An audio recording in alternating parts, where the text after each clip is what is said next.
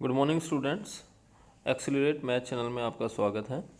आज हम गणित की वर्कशीट करेंगे 68 और क्लास है हमारी 9th और तारीख है 16 दिसंबर 2020।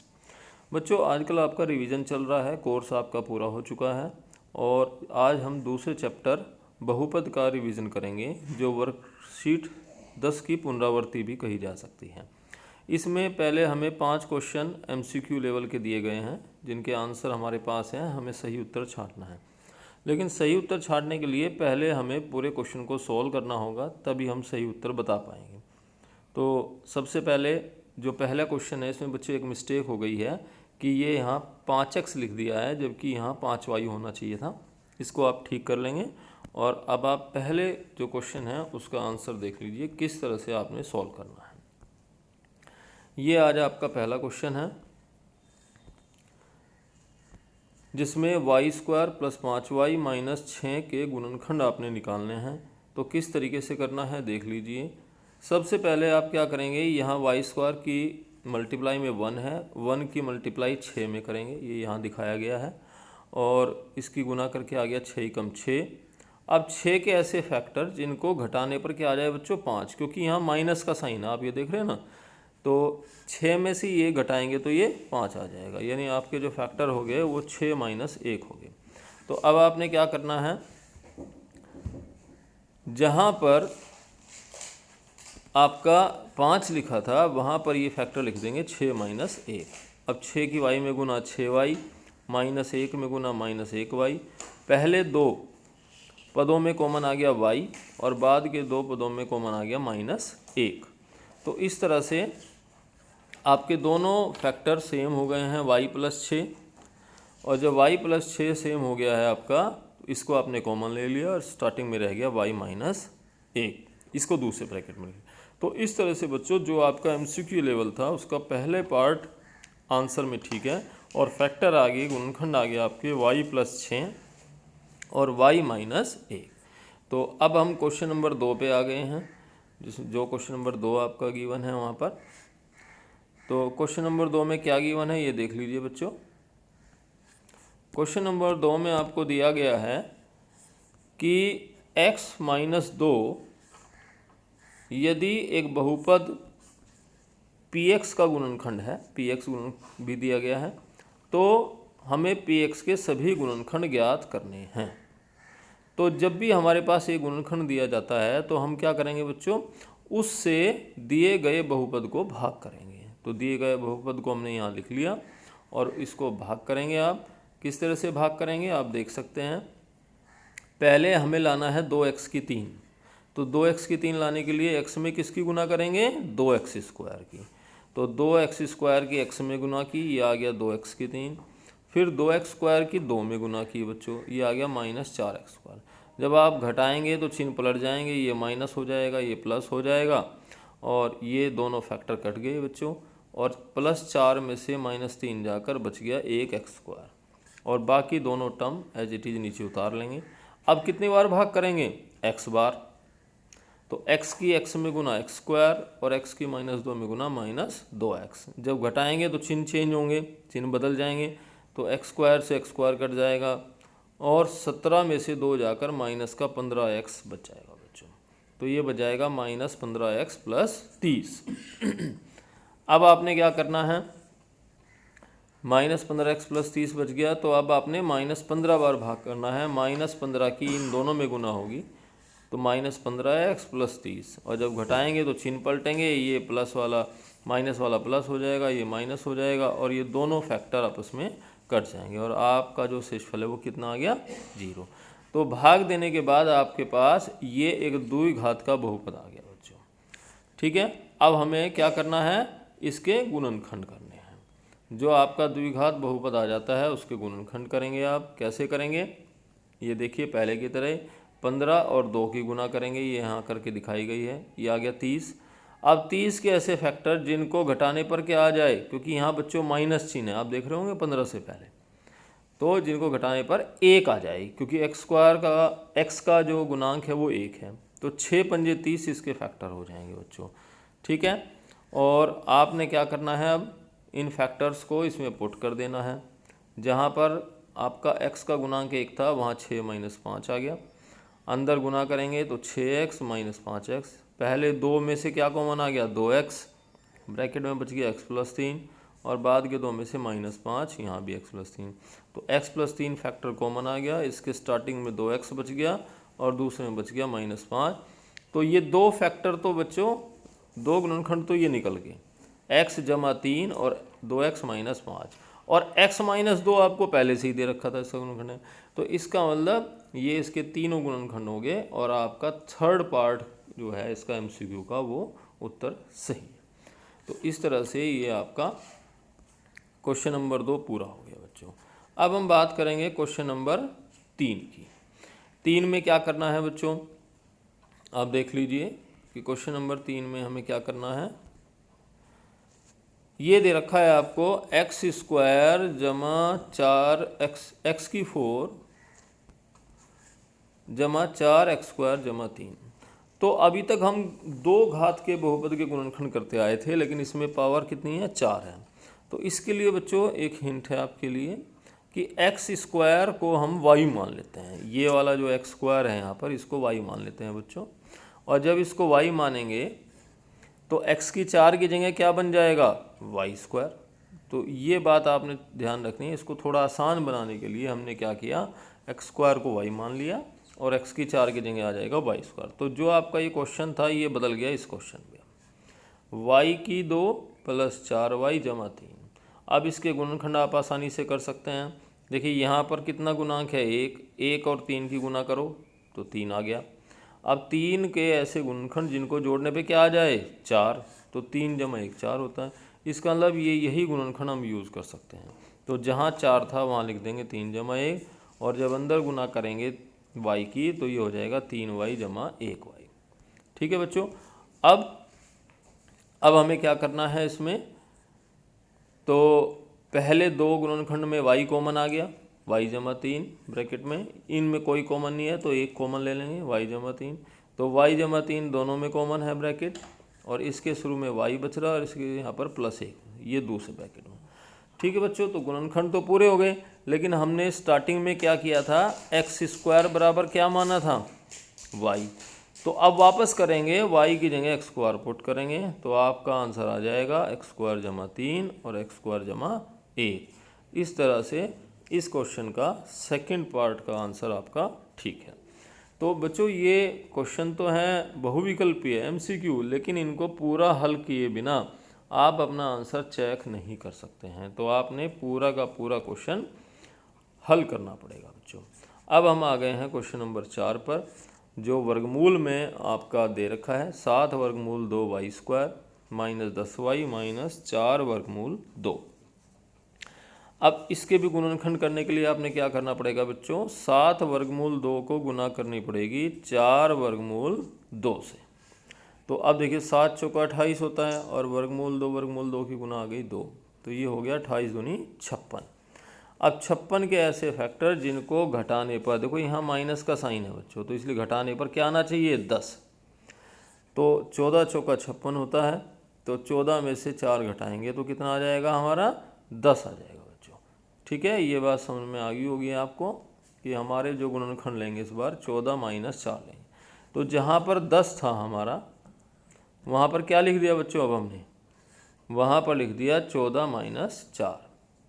ठीक है। अब ये माइनस की गुना अंदर होगी ब्रैकेट में, तो ये तो एज इट इज़ है 7√2y², तो ये हो गया -14y, और ये माइनस और ये दूसरा माइनस, ये 4 वाला, ये गुना होकर हो गई प्लस 4y और -4√2। पहले 2 में कॉमन आ गया बच्चों 7√2y, तो यहाँ बच गया y - √2, और इन दोनों में 4 कॉमन आ गया, यहाँ भी बच गया y - √2। अब आप देख रहे होंगे कि ये ब्रैकेट एक जैसे हो गए हैं। जब एक जैसे ब्रैकेट हो गए तो आप इनको क्या कर लेंगे, कॉमन ले लेंगे, और स्टार्टिंग में इसके बच रहा 7√2y, और इसके स्टार्टिंग में बच रहा +4। इस तरह से आपका फोर्थ पार्ट आपका आंसर ठीक है। तो ये क्वेश्चन भी आपका पूरा हो गया बच्चों। वर्गमूल अगर कभी आ जाए तो उससे आपने घबराना नहीं है, ध्यान से उस प्रश्न को हल करना है। अब हमारा अगला क्वेश्चन आ गया है 5। तो इसमें क्या दे रखा है, 2a-1 का होल स्क्वायर माइनस 9a-1 और माइनस 5। तो ऐसे अभी तक हमने कोई गुणनखंड किए नहीं थे, तो हम क्या कर सकते हैं, इस पूरे ब्रैकेट की जगह जो a-1 है उसको x मान सकते हैं। जैसे हमने पीछे किया था, x की 4 को y स्क्वायर माना था, x स्क्वायर को y, तो a-x की जगह हमने क्या मान लिया बच्चों, x। तो जहाँ a-1 का वर्ग है, a-1 को जब x माना तो a-1 का जो होल वर्ग है उसको जगह क्या आ जाएगा, x स्क्वायर। तो इसकी जगह तो बच्चों x स्क्वायर आ गया और a-1 की जगह आ गया x। तो अब आपका ये नॉर्मल क्वेश्चन बन गया, जैसे अभी तक हम गुणनखंड करते आए थे, ये द्विघात का बहुपद बन गया है। अब हम आसानी से इसको हल करेंगे। देखिए, हमने उसकी जगह मान पुट कर दिया। अब देखिए, ये 5 और 2 की गुना कितनी हो गई, 10। अब 10 के ऐसे फैक्टर, क्योंकि यहाँ माइनस साइन है, इस साइन का ध्यान रखना है, जिनको घटाने पर कितना आ जाए, 9 आ जाए। तो 10 में से गया 9, तो 10 ही कम 10 इसके फैक्टर हो गए, और जहाँ 9 था वहाँ रख देंगे आप 10 माइनस 1। इसकी गुना अंदर खोलेंगे, ये माइनस 10x और minus minus plus plus 1x। तो पहले 2 में कॉमन आ गया 2x, यहाँ बच गया x माइनस 5। इनमें कुछ भी कॉमन नहीं है तो एक कॉमन आएगा x minus 5। x minus 5 bracket दोनों में कॉमन है, और इसके स्टार्टिंग में 2x बच रहा और इसके स्टार्टिंग में प्लस 1 बच रहा। तो इस तरह से ये आपके फैक्टर आ गए x माइनस 5 और 2x जमा 1। ठीक है बच्चों, अब हमने स्टार्टिंग में क्या किया था कि x किसकी जगह रखा था, a प्लस 1 की जगह, तो वो हमें वापस पुट करना पड़ेगा। जहाँ x है वहाँ a-1 रख दिया, यहाँ भी रख दिया बच्चों। तो ये तो बच गया a माइनस 4, और 2 के अंदर गुना करके ये बन जाएगा 2a-2, और ये एक जोड़ने पर हो जाएगा 2a-3। इस तरह से हमारा सेकंड पार्ट जो है आंसर बिल्कुल करेक्ट है। तो अब आप समझ गए होंगे कि ये आपका आंसर कैसे आया है। तो अब अगला प्रश्न सुन लीजिए बच्चों, एक बार मैं पढ़ के दिखा देता हूँ आपको। ये वर्कशीट में क्वेश्चन नंबर 6 दिया गया है कि वृक्षारोपण कार्यक्रम के अंतर्गत 9th कक्षा के विद्यार्थियों ने कुल इतने पेड़ लगाए। ठीक है बच्चों, इतने पेड़ लगाए, और विद्यार्थियों की संख्या कितनी है, x माइनस 2। तो कहता है कि बताओ प्रत्येक विद्यार्थी ने कितने पेड़ लगाए, और प्रत्येक विद्यार्थी समान पेड़ लगाता है। तो ये तो वही बात होगी बच्चों कि वही मान लीजिए अगर कुल पेड़ हमारे 50 हैं, ठीक है, और उस क्लास में कुल पेड़ 50 लगाए, और उस क्लास में मान लीजिए 25 विद्यार्थी हैं, तो 25 से 50 को भाग करोगे तो 2 आ जाएगा, यानी हर विद्यार्थी ने 2 पेड़ लगाए। तो ऐसे ही हमें क्या करना है, x माइनस 2 से इस संख्या को भाग करेंगे, कुल वृक्षों की संख्या को, तो हमें ये पता लग जाएगा किस विद्यार्थी ने कितने पेड़ लगाए हैं। तो अब आप क्वेश्चन नंबर 6 देख लीजिए। प्रश्न आपको समझा दिया गया है, क्या करना है। हमारे पास कुल वृक्ष की संख्या इतनी है, विद्यार्थियों की संख्या इतनी है, तो प्रत्येक विद्यार्थी द्वारा लगाए गए पेड़ क्या होगा, कुल वृक्षों की संख्या अपॉन विद्यार्थियों की संख्या। ठीक है बच्चों, तो कुल वृक्षों की संख्या कितनी दे रखी है हमारे क्वेश्चन में, आप देख सकते हैं, ये दे रखी है 3x square minus 4x minus 4, और इसको भाग करेंगे हम x माइनस 2 से। अब भाग पहले की तरह करेंगे जैसे हमने पहले क्वेश्चन में भी किया था। तो x माइनस 2 से भाग करना, तो पहले x से 3x स्क्वायर को कितनी बार भाग होगा, 3x बार। तो इसकी गुना करेंगे 3x की इन दोनों में, 3x स्क्वायर माइनस 6x, घटाने पर चिन्ह बदल जाएंगे तो ये इससे कट जाएगा, और यहाँ बजाएगा प्लस 2x।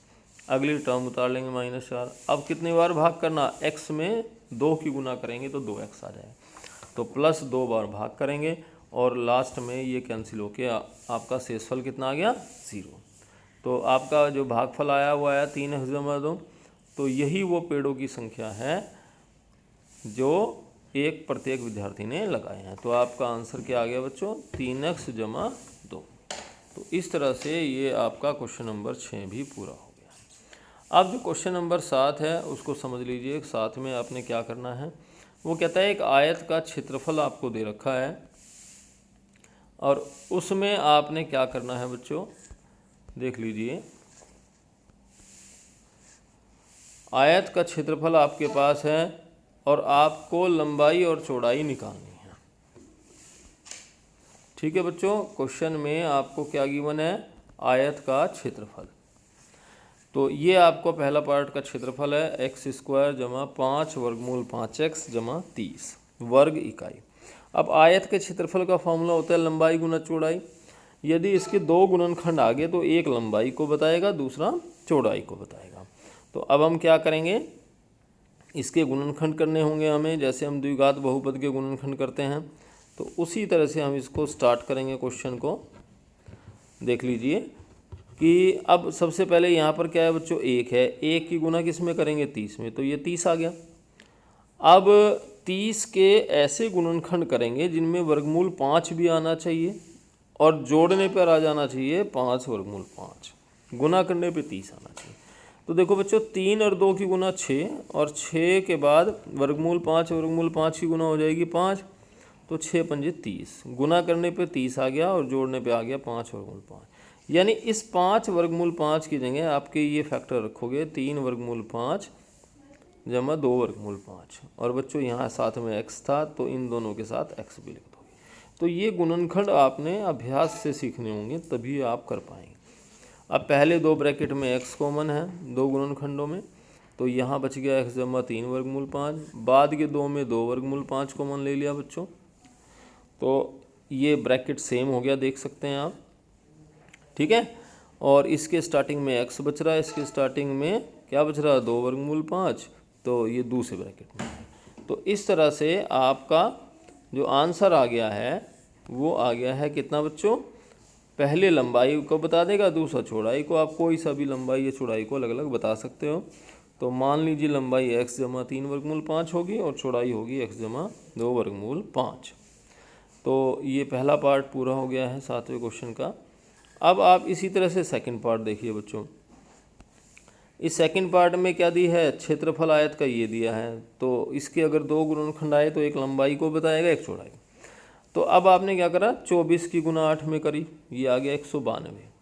अब 192 के ऐसे गुणनखंड जिनको, देखो यहाँ माइनस है बच्चों 8 से पहले, ठीक है, जिनको घटाने पर 26 आ जाए। यहाँ 26 है देखो, तो 32 और 6 इनकी गुना करते हो तो 192 आएगा, जब घटाते हो तो कितना आएगा, 26। तो 26 की जगह आप क्या रख दोगे, 32 माइनस 6। अब माइनस के अंदर गुना करेंगे तो माइनस 32x और ये माइनस माइनस प्लस 6x हो जाए। पहले दो में 8x कॉमन आ गया बच्चों, तो ये आपके फैक्टर आ गए कितने, 3x माइनस 4, और इन दोनों में 2 कॉमन आ गया बाद वालों में बच्चों, तो ये भी 3x माइनस 4।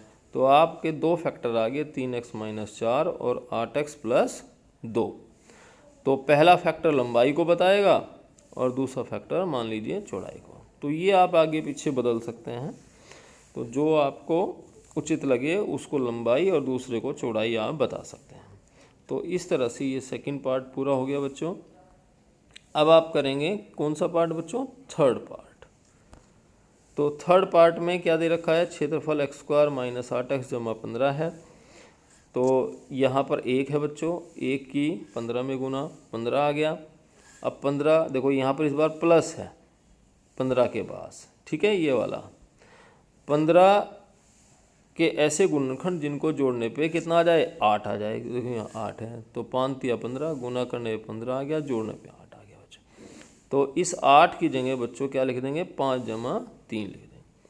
तो माइनस के अंदर गुना करेंगे तो माइनस का 5x माइनस का 3x, पहले दो में कॉमन आ गया x, तो ब्रैकेट में बच गया x माइनस 5, इसमें माइनस 3 आ गया, यहाँ भी x माइनस 5, x माइनस 5 दोनों में कॉमन है तो ये कॉमन आ गया, और इसके शुरू में x है, इसके शुरू में माइनस 3 है, ये दूसरे ब्रैकेट। तो इस तरह से ये आपके मान लीजिए ये लंबाई है और ये चौड़ाई है।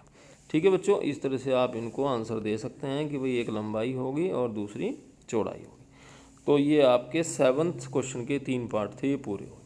अब हमारा ये क्वेश्चन नंबर कौन सा आ गया बच्चों, 8 आ गया है। अब 8 में आपने क्या करना है, ये क्वेश्चन नंबर 8 है आपका, ठीक है बच्चों।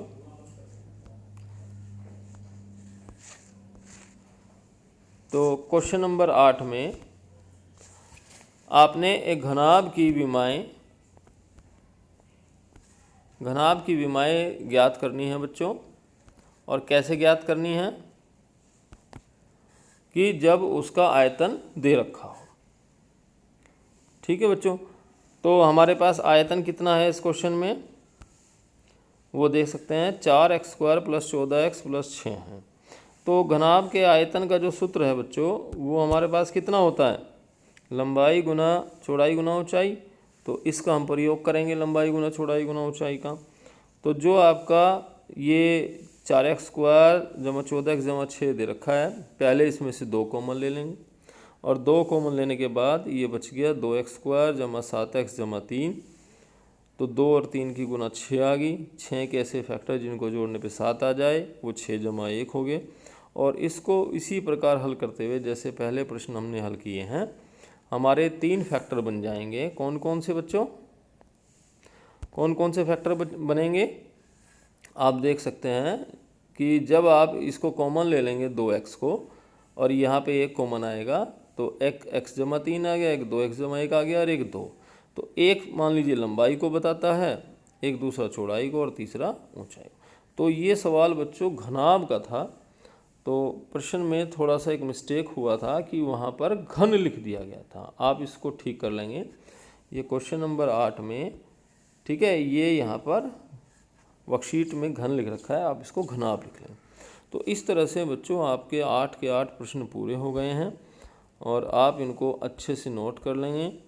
सॉल्यूशन लिंक जो है वो डिस्क्रिप्शन में दिया जाएगा, जहाँ पर ये पूरी PDF है, आप आराम से उसको वहाँ से देख सकते हैं।